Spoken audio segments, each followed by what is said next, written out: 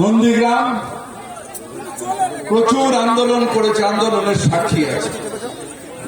দোলা সেন বললেন, পূর্ণেন্দুদা বললেন, এবং সেই আন্দোলনের মধ্যে দিয়ে নবজাগরণ হয়েছে।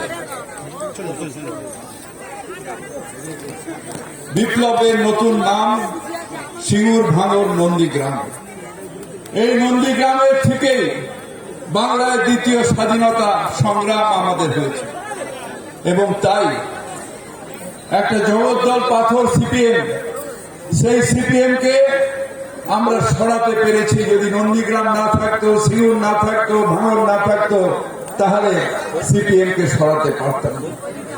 তাহলে এখানে এসিজেড হতো, কিন্তু আপনারা সেই আন্দোলন করেছেন বলেই আজকে পরিবর্তন সম্ভব হয়েছে।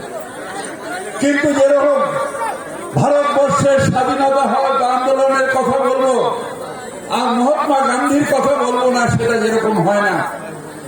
স্বাধীনতার কথা বললে গান্ধীজির কথা বলতেই হবে। ঠিক সেইভাবে নন্দীগ্রামের আন্দোলনের কথা, সিঙ্গুরের আন্দোলনের কথা, ভাঙড়ের আন্দোলনের কথা যদি আমরা বলি, তাহলে প্রথম যে নামটা আসে তার নাম মমতা বন্দ্যোপাধ্যায়। মমতা বন্দ্যোপাধ্যায় ছাড়া সিঙ্গুর সম্ভব নয়, নন্দীগ্রাম সম্ভব নয়, ভাঙড় সম্ভব নয়। তাই মমতা বন্দ্যোপাধ্যায় ছিল, আন্দোলন হয়েছে। নিশ্চিতভাবে এটা মানুষের আন্দোলন, সবাই মিলে নন্দীগ্রামের একা নয়, হাজার হাজার মানুষ এই আন্দোলন করেছে। এই দোলা পূর্ণেন্দুদা থেকে আরম্ভ করে যারা নেতৃবৃন্দ, সুফিয়ান, সবাই মিলে হয়তো বারবার করে এসেছে, সুফিয়ান লড়াই করেছে। আমিও কয়েকবার এসেছি, সেখানে আপনাদের সমর্থন জানাতে। কিন্তু মূল কাণ্ডারিকে, মূল কাণ্ডারি মমতা বন্দ্যোপাধ্যায়।